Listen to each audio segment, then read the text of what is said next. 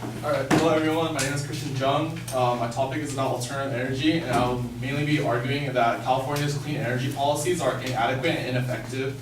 So before I get into my argument, I want to give a couple definitions and information about the topic. So first off, RPS is an abbreviation for Renewable Portfolio Standard, and it basically states that any energy provider has to acquire a portion of its energy from a renewable source. Our second definition is SB 100, which is the 100% Clean Energy Act of 2017. This act tries to gain an RPS of 60 by 2030 and an RPS of almost 100 by 2045. And lastly, some information about this topic. According to the California Clean Energy Commission, in 2017, California reported to receive only 29% of its energy from renewable sources. So as I get into my argument, I will discuss why California's clean energy policies are inadequate and ineffective. And I will mainly focus on how our past policies do not work effectively and why the recently passed SB 100 will not produce its goals within a due amount of time. So first off, our past policies. I'll start with our cap and trade program and why it doesn't work. So the cap and trade program, what it does is it takes a certain industry, let's say the energy producing industry, and say you can only produce X amount of carbon emissions. Now what happens is that within that industry, every company gets allotted a certain amount based on the production.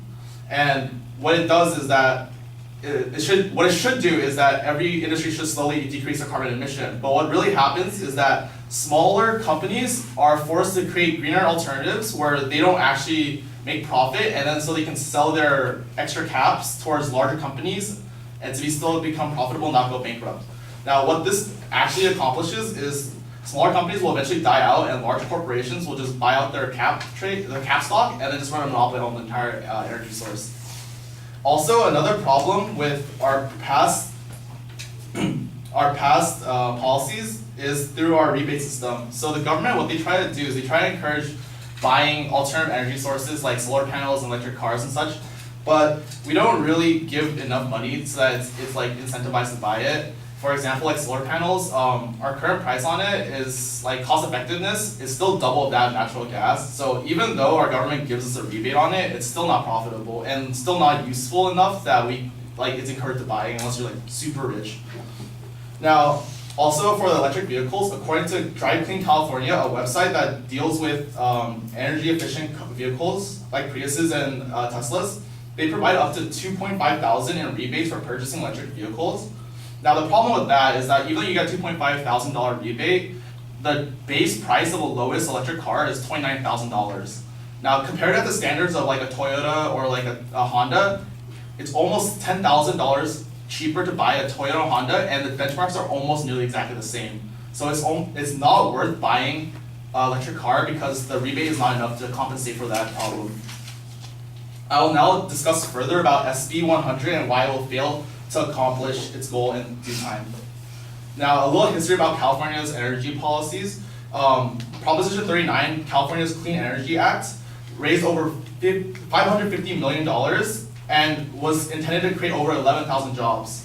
After 3 years of investigation, after 3 years of the act being put in, a recent investigation happened, and it showed that over half the money was sent into energy consultants and only it produced 10% of the expected results, showing that in our past, our energy production policies have not been effective in creating their goals and meeting their standards.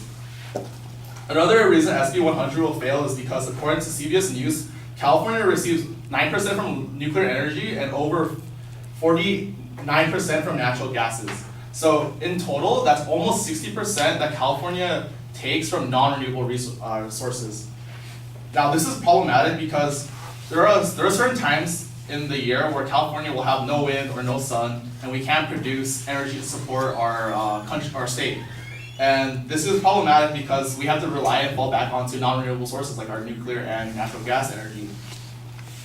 So because of this, our SB 100 is unrealistic because it will create a shortage of energy that will cause blackouts throughout the state, and it will also increase energy prices to unreasonable amounts, and it will not effectively reduce our RPS to 100 it will not effectively increase our RPS to 100 by 2060. Now, I will suggest a couple of reasonings that could probably help California reach an RPS of 100 in due time.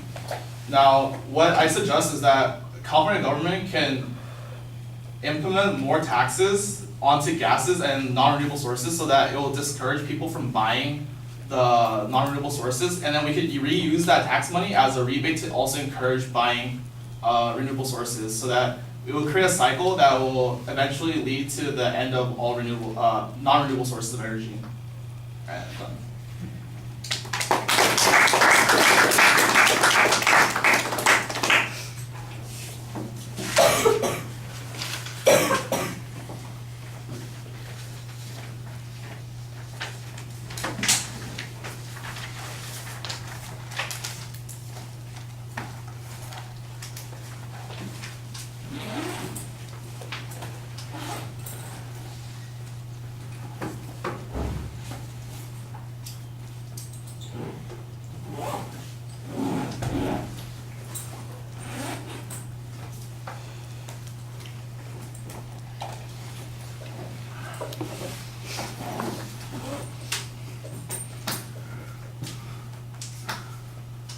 All right, well, your proposition's identified. It's got two parts to it. It's inadequate and inefficient that you're saying that our current policies are. And I tell you what, it sounds a little schizophrenic, the direction that you're going. It makes it sound like you're suggesting these alternative energy policies don't work.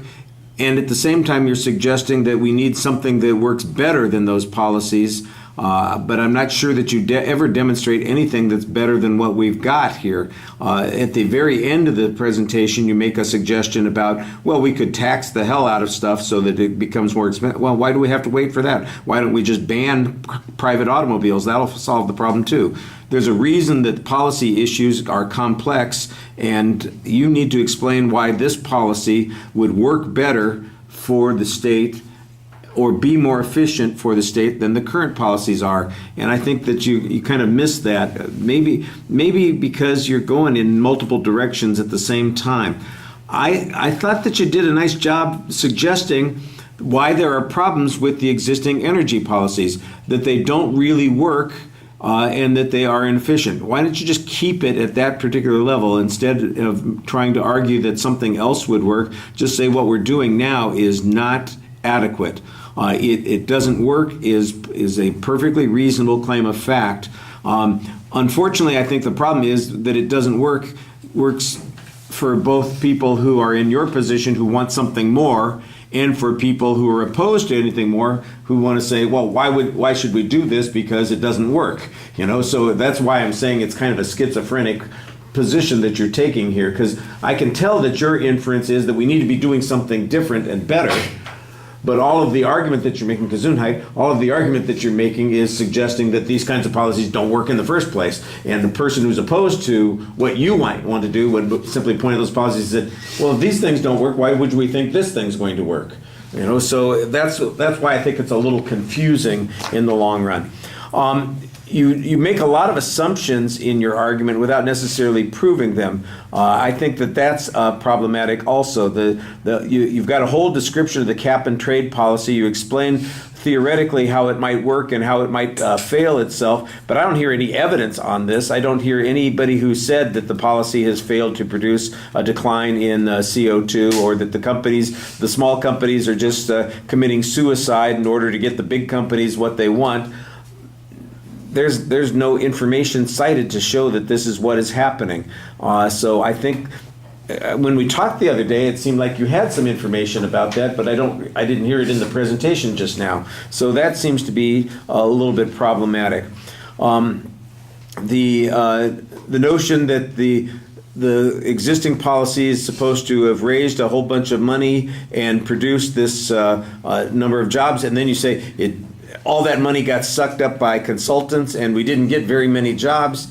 Like I said, that sounds like, well, that's a recipe for success. Let's now double down on that and do another policy that's going to get us the same outcome. I'm not sure that that's convincing us the way you want.